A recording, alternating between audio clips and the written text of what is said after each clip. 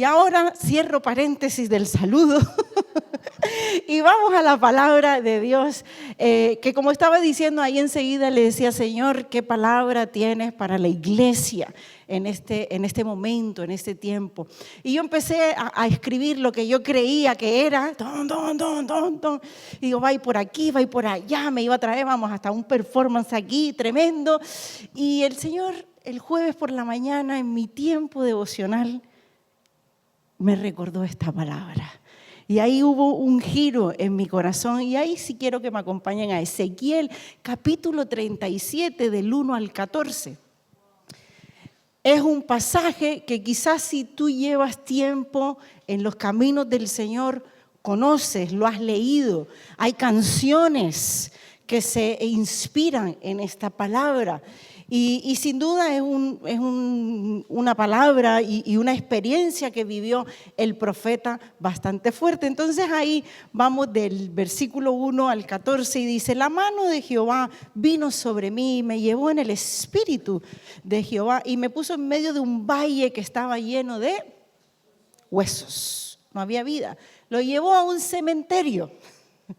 El Señor hizo que en el espíritu el profeta fuera a un cementerio y me hizo pasar cerca de ellos por todo el derredor y he aquí que eran muchísimos sobre la faz del campo y por cierto, secos y ¿cómo de secos? Muchísimo, en gran manera. Y me dijo, hijo de hombre, ¿vivirán estos huesos? Y dije, Señor, Jehová, tú lo sabes. Me dijo entonces, profetiza sobre estos huesos y dile a los huesos secos, oíd palabra de Jehová. Así ha dicho Jehová el Señor a estos huesos, he aquí yo hago entrar espíritu en vosotros y viviréis. Y pondré tendones sobre vosotros y haré subir sobre vosotros carne y os cubriré de piel y pondré en vosotros espíritu y viviréis, y sabréis que yo soy Jehová. Profeticé pues como me había mandado y hubo un ruido mientras yo profetizaba y he aquí un temblor y los huesos se juntaron, cada hueso con su hueso. Y miré y aquí tendones sobre ellos y la carne subió y la piel cubrió por encima de ellos, pero no había en ellos espíritu. Y me dijo, profetiza al espíritu, profetiza, hijo de hombre, y di al espíritu, así ha dicho Jehová el Señor, espíritu, ven de los cuatro vientos y sopla sobre estos muertos y vivirán. Y profeticé como me había mandado y entró espíritu en ellos y vivieron y estuvieron sobre sus pies un ejército grande en extremo. Y luego del 11 al 14, ahí relata lo que quería enseñarle el Señor a Ezequiel. Dice, me dijo luego, hijo de hombre, todos estos huesos son la casa de Israel. He aquí ellos dicen, nuestros huesos se secaron y pereció nuestra esperanza y somos del todo destruidos. Por tanto profetiza y diles, así ha dicho Jehová el Señor, he aquí yo abro vosotros sepulcros, pueblo mío, y os haré subir de vuestra sepultura y os traeré a la tierra de Israel. Y sabréis que yo soy Jehová cuando abra vuestros sepulcros y os saque de vuestras sepulturas, pueblo mío, y pondré mi espíritu en vosotros y viviréis y os haré reposar sobre vuestra tierra y sabréis que yo Jehová hablé y lo hice, dice Jehová. Vamos a cerrar un momentito los ojos, vamos a decirle, Señor, habla a mi corazón con esta palabra. Que no sea los prejuicios que tengo de esta palabra o ya el conocimiento que tengo de esta palabra, sino qué quieres decirme a mí en esta mañana. Tienes una palabra viva para cada uno de los que estamos aquí. Háblanos, sacúdenos, desafíanos, muévenos, Señor, el piso, porque lo que tú tienes siempre va a ser mejor y más de lo que nosotros te pedimos. Te lo pedimos en tu nombre, Señor. Amén y amén. Pues bueno, como estaba diciendo antes, un pasaje que hemos cantado, que se ha predicado, y quiero explicarles simplemente para meternos un poquito en contexto qué estaba sucediendo en el pueblo. Esta situación, les digo, es una experiencia espeluznante. Yo no sé cuántos de nosotros, si tuviéramos una experiencia sobrenatural de esta manera, no diríamos patitas para que te quiero.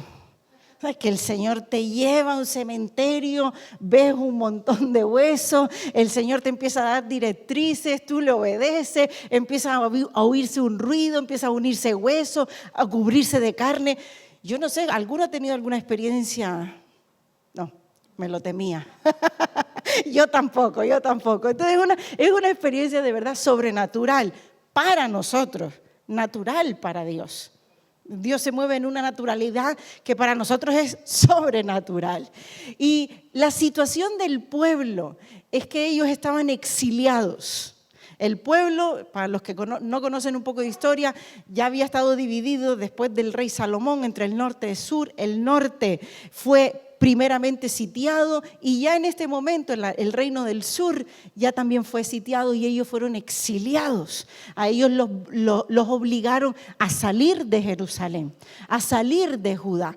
Y claro, quizás algunos de los que estamos aquí hemos vivido el tener que dejar nuestro país de origen, ir a otro país, establecerte, empezar de cero. No es fácil, ¿a qué no? No es fácil. Pero encima de ellos no es que tuvieran una libertad para establecerse o tuvieran unos derechos para decir, este trabajo sí lo cojo, este trabajo no. No, al final ellos eran esclavos casi en los países donde fueron exiliados. No tenían voz, no tenían voto. ¿Y qué ocurre? Que era un pueblo que tenía a Dios en su corazón. Y era el pueblo de Dios, no porque estaban fuera de Jerusalén o de Judá, habían dejado de ser el pueblo de Dios. Ellos tenían conocimiento de Dios, ellos tenían la ley de Dios porque era de obligado cumplimiento el transmitir la ley de hijos a padres, a nietos, y la ley se repetía por la mañana, por la tarde, por la noche, al dormir, al despertar. Ellos tenían todo el conocimiento acerca de Dios, todo lo que había sucedido en el desierto, todas las profecías, porque eso se registraba. Pero ¿qué ocurre? Que estaban sin esperanza. Ellos estaban sin ilusión en la vida. Ellos estaban, en otras palabras, muertos en vida. Ellos simplemente seguían una inercia. Hay que levantarse, hay que trabajar, hay que volver a dormir, hay que volver a levantarse, pero no había una esperanza. Ellos no tenían una ilusión, ellos no tenían una fe de que esa situación iba a mejorar o se iba a revertir. Simplemente estaban viviendo o sobreviviendo de aquella manera. Y si vamos a buscar el término de esperanza, es confianza, es deseo vehemente de que algo va a ocurrir, es fe, es creencia, es deseo expectante. Cuando decimos tengo esperanza, es que tú estás esperando que algo cambie, que algo se transforme. Es como digo, es ilusión. Y esto ellos lo habían perdido. Ya se les había esfumado esa ilusión y esas ganas. Estaban dispersos, sin sueños, sin ilusiones. Y yo me pongo a pensar, porque claro, la palabra de Dios es para nosotros un espejo. La palabra de Dios está llena de historias, pero no para que nosotros conozcamos las historias y digamos, wow, qué fuerte, sino para que le digamos, Señor, ¿qué tienes que decirme a mí a través de esta palabra? Y yo me pongo a pensar en la situación actual, que seguramente no es aquí en Madrid, pero sí en Canarias. Y miren, algunos datos que encontré, que dice, según el Observatorio de Medicamentos de Farmacéuticos Españoles del 2022, desde la pandemia se disparó el consumo de medicamentos antidepresivos, un 10% más. Se calcula que 1.900.000 de pacientes toman ansiolíticos y 4.200.000 antidepresivos. Estamos hablando de 4 millones de personas toman ansiolíticos en España. Y de 4 millones, eso tampoco es tanto. Saque usted sus propias conclusiones. Dice que se dispersan 370.000 millones de unidades de antipsicóticos, lo que se deduce que casi el 3% de la población está tratada con alguna patología psiquiátrica grave.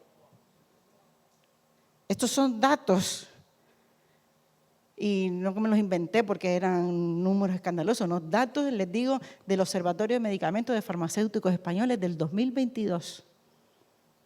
Es tremendo. ¿Qué ocurre? Que hay una incertidumbre. hay una falta de ilusión, porque al final la depresión es ausencia de esperanza. La depresión es ausencia de fe. Cuando caemos en estados depresivos, no nos ilusiona nada en la vida. Podemos estar vivos, pero por dentro realmente estamos muertos. Y es lo que está sucediendo en nuestra nación. Que podemos estar vivos, caminando, podemos estar viniendo a la iglesia cada domingo, pero por dentro estamos como ese valle de huesos secos, que no encontramos, simplemente venimos por tradición a la iglesia. O podemos abrir la Biblia porque toca abrir la Biblia. Y cerramos los ojos porque, bueno, ya estamos acostumbrados que se ora con los ojos cerrados. Pero estamos con ilusión. La depresión tiene que ver con tristeza, un estado de tristeza prolongado. Estamos con ilusión y es que el problema es que hay una desesperanza en el futuro. ¿Cuántos escuchan las noticias? ¿Hay aquí alguien que escuche las noticias? ¿Cuántas noticias buenas tenemos todos los días, verdad? Cómo ha subido el nivel, las opciones de oportunidades de trabajo, el bienestar familiar, los jóvenes están rifándose dónde vivir porque hay tanto para vivir, ¿verdad? Hay tantos pisos disponibles, bonitos, los 3B, buenos, bonitos y baratos. Estamos en tiempos tremendamente buenos. No hay suicidios, que eso no se hablan porque hay un efecto llamada, pero no hay asesinatos, no hay delincuencia, no hay una ausencia de falta de valores, todo lo contrario. La familia como institución familiar está en el mejor momento de la historia. ¿Cuántos escuchan esas noticias? ¿No? Y yo pensaba que eran Canarias nada más. Estamos en un momento delicado. Y como dije, no solo fuera. Puede ser que algunos de los que estamos aquí estamos atravesando ese proceso donde dice, yo me levanto porque me tengo que levantar, pero ¿cuál es mi propósito en la vida? ¿Por qué me levanto cada mañana? ¿Qué es lo que me motiva a ir al trabajo? La factura. Porque si me eliminas las facturas, creo que dejaría el trabajo. Pero no lo vemos como una oportunidad de vida el trabajo, sino simplemente como una fuente de ingresos. Vivir por inercia. Y en medio de esa inercia que el Señor lleva al profeta a ese valle para que se dé cuenta de lo que estaba viendo, empieza una conversación. Me encanta, dile al que está a tu lado, Dios es tremendo. Dios es tremendo, porque mire, me chifla porque el Señor no solo nos muestra el estado, sino nos trae las soluciones. Y entonces en medio de ese proceso entre mostrarnos el estado y las soluciones, conversa con nosotros. Y entonces ahí conversa con el profeta y le dice, oye Ezequiel, ¿ya viste todo lo que hay? ¿Tú crees que estos huesos vivirán? A ver, vamos a leer la Biblia bien. ¿Dios le falta información para pedírsela al profeta? ¿Por qué le hace esa pregunta a Dios al profeta? ¿No es Dios conocedor de todas las cosas? Pero es que eso me lleva también al Génesis, cuando Adán y Eva, en fin, ya saben ustedes la historia, que Dios le dice, Adán, ¿dónde estás? ¿Le faltaba un GPS a Dios para saber dónde estaba Adán? No. Pero incluso en el Nuevo Testamento, cuando Jesús resucita y tiene una conversación con Pedro, Pedro, ¿me amas? Son preguntas incómodas. Porque ¿qué le responderíamos tú y yo al Señor en esa situación de Ezequiel? A ver, ¿esto está muerto o no? Requete muerto.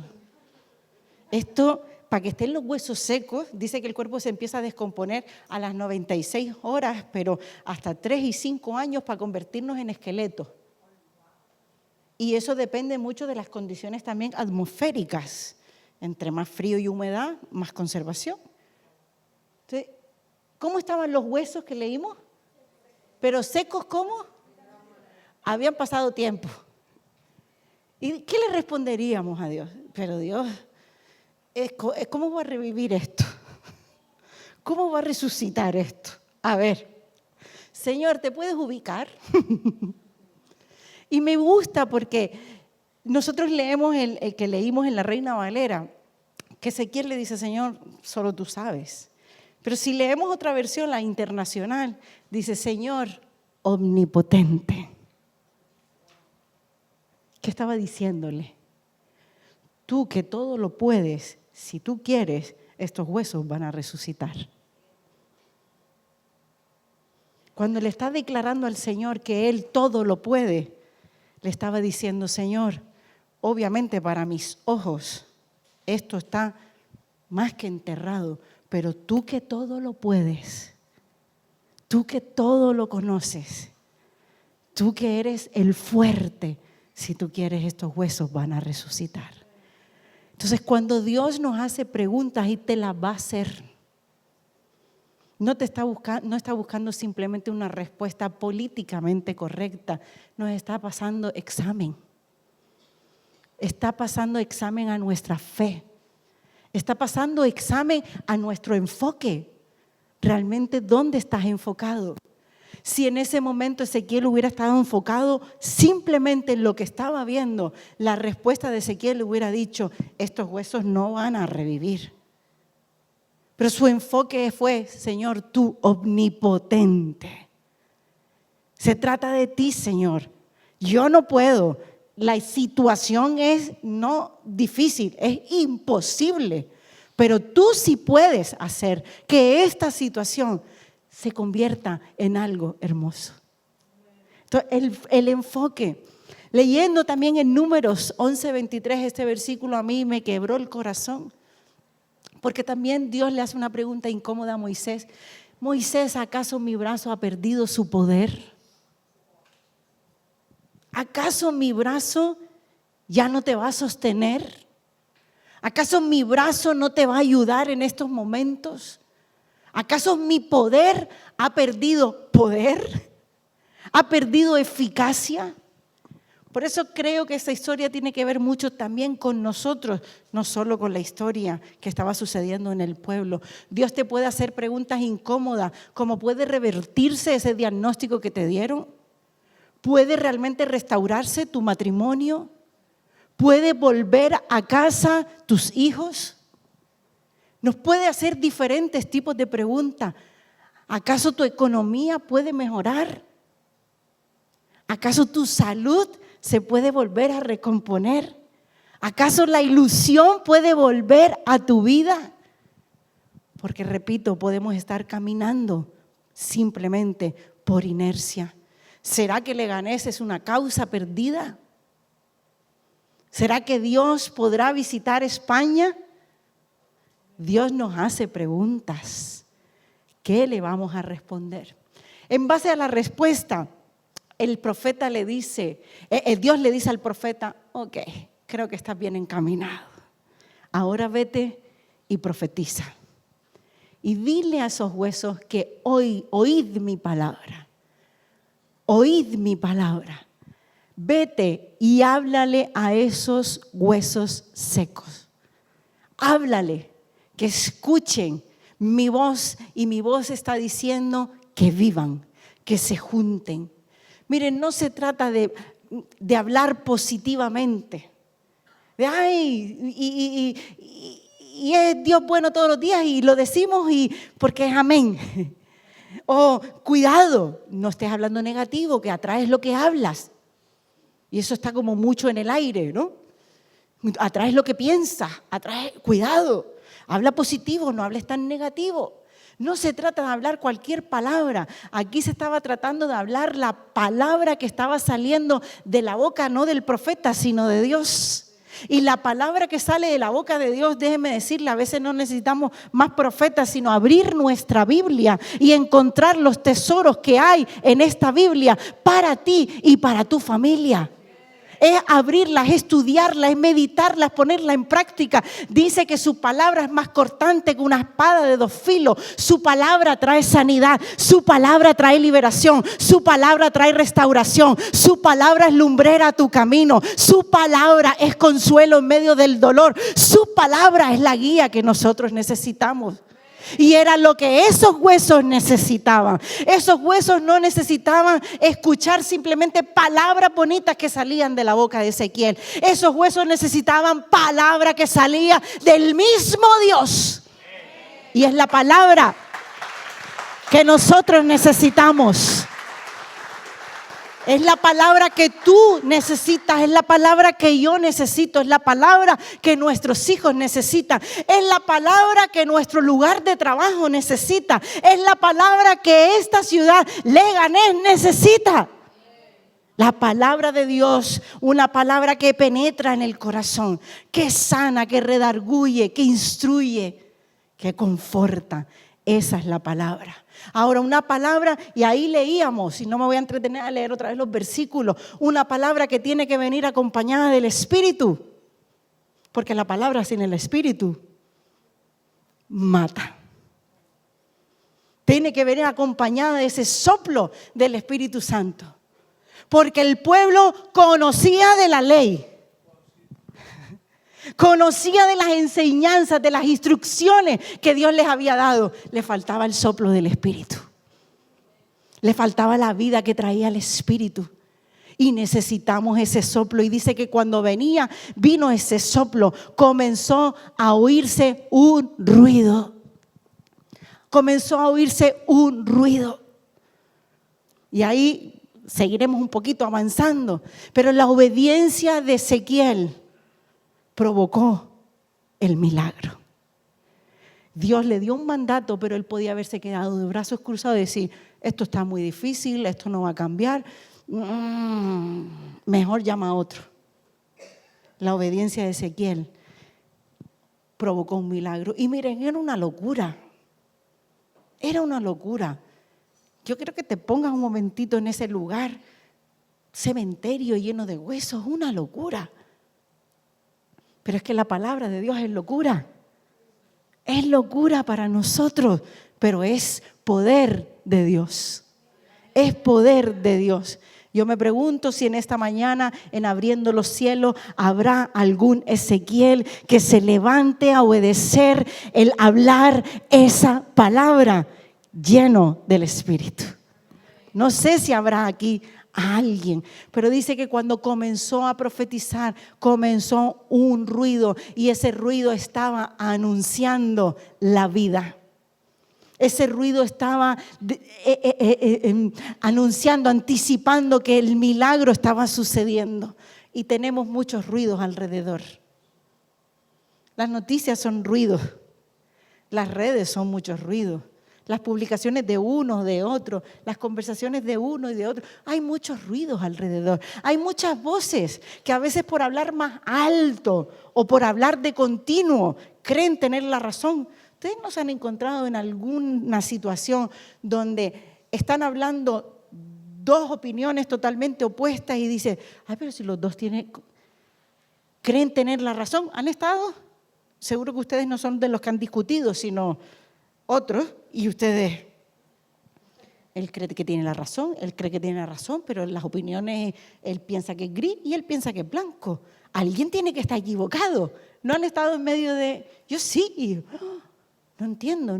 Hay mucho ruido, pero solo un ruido, y es el celestial, es el que anuncia la vida. Lo que me lleva a Hechos, cuando viene el Espíritu Santo, dice que comienza como un viento recio, un estruendo fuerte que estaba anunciando que algo estaba sucediendo en ese lugar. Y es que los muertos espiritualmente estaban reviviendo. Los que estaban lejos de Dios volvieron a Dios, se acercaron a Dios, conocieron a Dios. Un ruido que cambia absolutamente todo. Apaga el resto de ruidos en tu vida. Inclusive tu propio ruido, tu diálogo interno.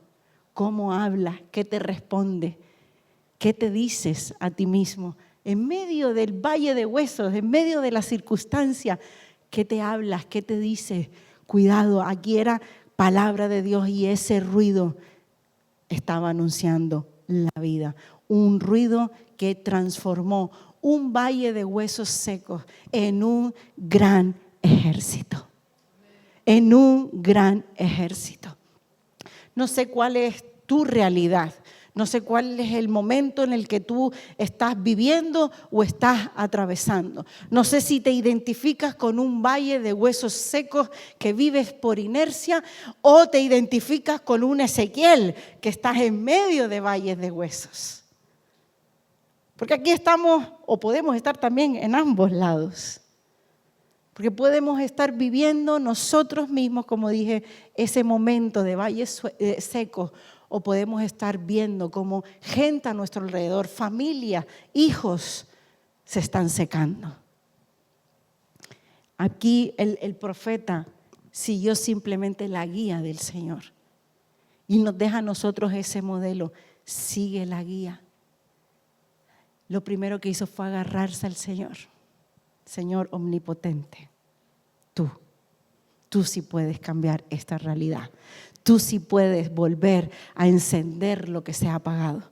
Tú sí vuelves a poder atraer vida en lo que se ha muerto o se está muriendo. Tú sí puedes volver a hacer que los huesos en mi vida se vuelvan a juntar. Que vuelva la esperanza a mi corazón. Que vuelva la ilusión a mi corazón.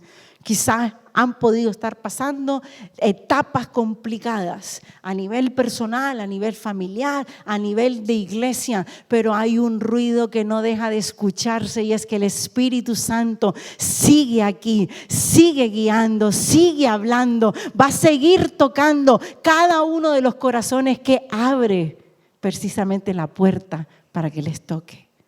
Puede haber mucho ruido alrededor, pero busquemos el ruido que lo cambia todo, que transforma absolutamente todo. Para Dios no hay causas perdidas. No hay causas perdidas. Si tú respiras, no hay una causa perdida. Puedes decir, pero ya tengo cierta edad, ya he vivido estas experiencias. No hay causa perdida mientras tenga aliento. Que todo lo que respire alabe al Señor. Mientras tenga vida, significa lo que dice Filipenses 1:6. Él sigue completando su obra en mí hasta perfeccionarla, hasta que me mande a llamar y me diga, ya cumpliste, ya cumpliste. Él sigue en nosotros, no hay causas perdidas. Y a mí me gusta decirme, no hay nada imposible para Dios, pero tampoco no hay nadie imposible para Dios.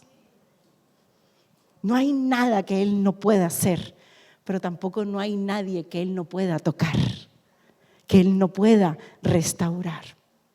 Como dije el jueves en la mañana, mientras volví a leer este pasaje, el Señor tocaba mi corazón, mudaba mi corazón. Y volví a recordarme una y otra vez. Sheila, ¿qué crees? ¿Que he perdido mi poder?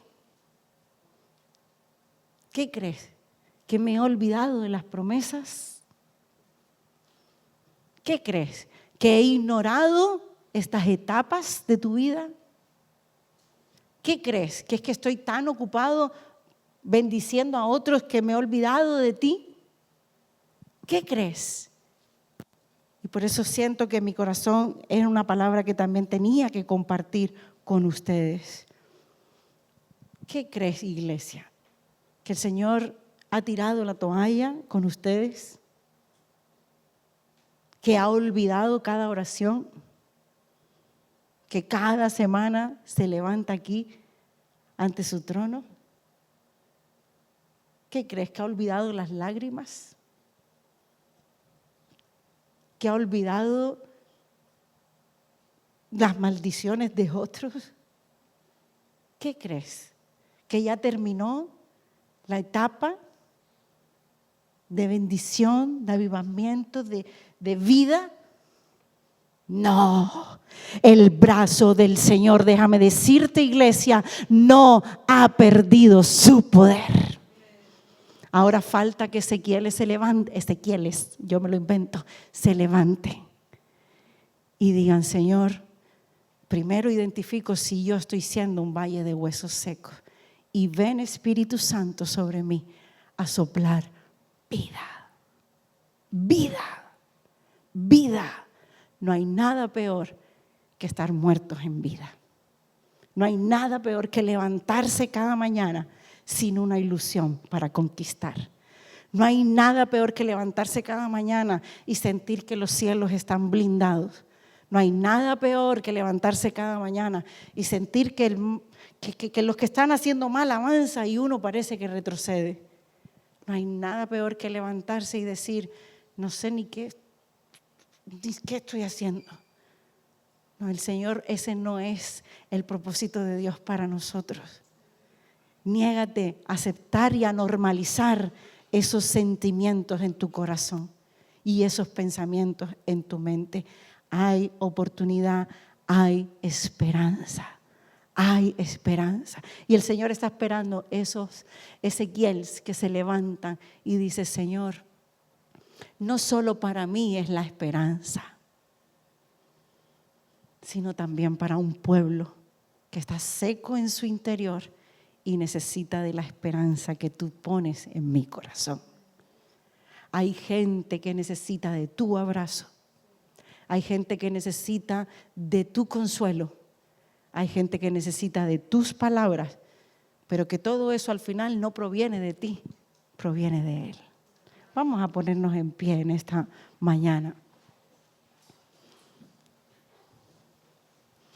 Quizás hoy que tú vienes por primera vez y dices, ay Dios mío, no entendí la mitad del mensaje. No te preocupes, así estamos todos, no te pienses. No te pienses. El mensaje con el que te tienes que ir al final es que el Señor es nuestra esperanza. Que Él está esperando simplemente una oportunidad para entrar a nuestro corazón. Él dice que toca y solo los que oyen y abren pueden entrar. Y esa es la invitación que te hago si vienes por primera vez, que digas, uy, quiero experimentar esa esperanza. Quizás lo que estás experimentando es la desesperanza. Y el Señor quiere revertir ese sentimiento. Dale cabida en tu corazón. Dile, quiero experimentarte. No solo conocerte en mi mente, sino experimentarte. Quiero ese soplo de aliento en mi vida. Quiero ese soplo de vida dentro de mi interior. Dentro de mí. Podemos estar siendo valle de huesos secos por años dentro de la iglesia. Esto había pasado ya casi 20 años de cautiverio. Ya ellos llevaban casi 20 años en el exilio. 20 años viviendo sin esperanza. Conociendo de Dios. Teniendo la ley de Dios en su mente, pero no teniendo la vida de Dios en sus corazones. Que no nos pase a nosotros, que podemos estar siendo fieles cada domingo, fieles cada martes a la oración, fieles, pero no hay vida. Y lo que tenemos es luego lo que transmitimos. No podemos dar lo que no tenemos. Entonces cierra tus ojos y dile, Señor, esta palabra es también para mí. Esta palabra es para mí. Si te identificas con ese valle de huesos secos, no te avergüences. Todos pasamos por un valle de huesos secos. Todos pasamos por momentos. Y no importa si eres pastor, líder, 20 años en el ministerio, en el evangelio, no importa. Todos pasamos por momentos de valles de huesos secos. Pero tenemos la oportunidad de venir al Señor y decirle, Señor, ven, vuelve a revivar estos huesos. Vuelve a traer vida a mi vida, Señor. Y como dice esa canción, yo sé que lo harás otra vez. lo puedes hacer otra vez. Yo quizás no tengo las herramientas, yo no sé cómo reavivar estos huesos, pero tú sí. Señor, y en esta mañana yo declaro tu palabra y tu palabra trae vida. Y Señor, yo declaro que lo que se está muriendo, se está secando o se ha secado, Señor, a través de tu palabra, a través de tu nombre, Señor, declaramos que vuelve a nacer vida, que vuelve a nacer esperanza, que vuelve a nacer ilusión. Señor, que lo mejor que hemos pasado no es precisamente lo que ha pasado. Señor, tu palabra, y en ella me agarro, en ella me aferro, dice que somos transformados de gloria en gloria. Significa que vamos cada día a más. Gracias por los momentos del ayer. Gracias por los momentos de avivamiento de ayer. Gracias, Señor, por todos los que estaban ayer, Señor, pero hoy y mañana, Señor, siempre será mejor que lo que ha pasado. Señor, declaramos como el mismo profeta que la gloria postrera de esta casa, que la gloria postrera de mi casa, que la gloria postrera será mayor que la primera, y que lo que el enemigo ha querido matar, robar y destruir, tú lo conviertes en vida, y en vida en abundancia. Y como esta iglesia mismo se llama, los cielos están abiertos, los cielos se abren en Leganés, pero no por mi palabra, sino por tu palabra, Señor, por tu palabra. Vamos hacia adelante. Si tú estás con nosotros, ¿quién, qué contra nosotros? Señor, nos agarramos a tu palabra y yo declaro vida, Señor, vida. Y con la vida, Señor, hay multiplicación. Y con la vida hay bendición, Señor. Ayúdanos a lidiar a veces con estos sentimientos de mirar hacia atrás y pensar que el tiempo atrás siempre fue mejor. Perdónanos por mirar atrás, para quejarnos. Señor, si miramos para atrás, solo es para decir Ebenezer. Hasta aquí, Señor, nos has ayudado. Hasta aquí, Señor, nos has guardado. Hasta aquí, Señor, nos has bendecido. Hasta aquí, Señor, nos has provisto. Y no tenemos duda que tu brazo no ha perdido su poder. No ha perdido su poder. Señor, vida a cada persona que está aquí. Vida a cada familia. Si tú tienes aquí un miembro de tu familia, dale la mano un momentito. Dale la mano y di vida, esperanza para mi familia, para mi descendencia. Señor, cantamos antes que tú nos guardes, que tú nos protejas, que tú nos bendigas hasta 1000 generaciones. Y nos agarramos a esa bendición sacerdotal. Que hasta 1000 generaciones tú nos proteges, tú nos guardas, tú nos guías. Que el favor y la misericordia, como dice en Salmo, nos sigan todos los días, Señor. En tu nombre te damos muchísimas gracias, Señor. Que nada ni nadie, Señor, te robe lo que solo a ti te pertenece. En tu nombre, Señor. Amén y amén.